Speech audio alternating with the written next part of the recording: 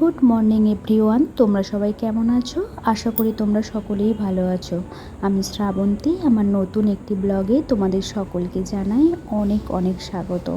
প্রথমেই যে তোমাদেরকে ভিডিওটা আমি দেখালাম, গঙ্গার পাড়ের ভিডিও, ওটা আমার বাবার বাড়ি যখন গিয়েছিলাম তখনকার ভিডিও। ভাবলাম তোমাদের সাথেও একটু শেয়ার করি।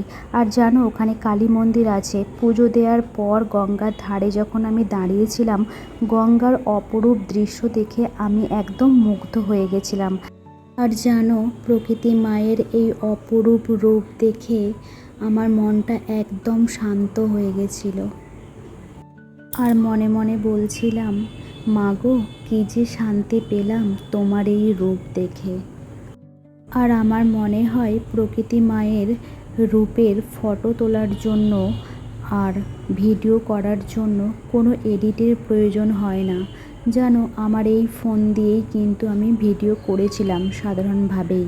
এত সুন্দর, যদি ফোনের কোয়ালিটিটা ভালো থাকতো তাহলে হয়তো ভিডিওটা আরও সুন্দর হতো।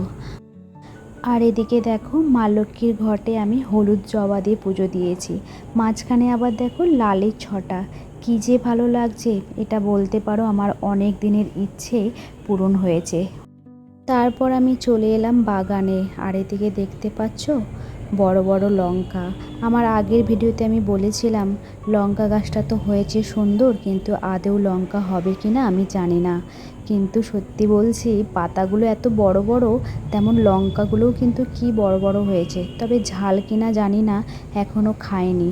তবে যেদিন খাবো সেদিন জানাবো ঝাল কিনা।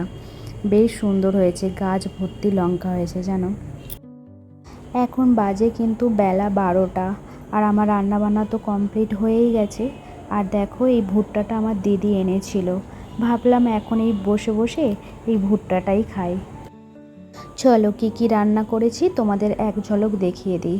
এটা হচ্ছে করেছি খারকোল পাতা বাটা, আবার অনেকে বলে ঘ্যাটকোল পাতা বাটা, যে যেটা বলে। আর এই বাটাটা করেছি না একদম ঝাল ঝাল করে, কাঁচা লঙ্কা বেশ অনেকগুলো দিয়েছি জানো। আর এই বাটা হলে না মাছ মাংস কিছু লাগে না, বেশ খাওয়া হয়ে যায় একটু ঝাল ঝাল হলে। কে কে পছন্দ করো এই পাতা বাটা খেতে? আর এদিকে করেছি কাঁঠালের দানা ভাজা। পাশের বাড়ি থেকে কাঁঠাল দিয়েছিল খেতে, তাই দানাগুলো রেখে দিয়েছিলাম, ভেবেছিলাম তরকারি বানাবো। তারপর ভাবলাম অল্প দানা তো ভেজেই ফেলি, তাই ভেজে নিয়েছি। বেশ খেতে সুন্দর হয়েছে জানো। আর এদিকে করেছি চিকেন। আজ কিন্তু একদম সিম্পল রান্নাবান্না করেছি। আমার আগের ভিডিওতে সোমা বনু, তাপসীদি, মালতীদি, জয়শ্রীদি, রিয়া, কবিতা দিদিভাই, তোমরা অনেক সুন্দর সুন্দর কমেন্টস করেছো। আরও অনেকেই করেছে, কিন্তু এই মুহূর্তে আমার নাম মনে পড়ছে না। এরপর দেখো, আমার বেশ কয়েকটা ফটো আমি তোমাদের সাথে শেয়ার করলাম। আসলে কি বলো তো, যখন আমার ফোনে রিচার্জ থাকে না, তখন না গ্যালারি ঘাঁটতে বেশ ভালোবাসি। আর পুরনো ফটোগুলো দেখতে তো আমার ভীষণ ভালো লাগে, তাই ভাবলাম তোমাদের সাথেও এই ফটোগুলো একটু শেয়ার করি। আর ভালো লাগলে অবশ্যই কিন্তু কমেন্ট করে জানিও আমার এই ফটোগুলো কেমন লেগেছে।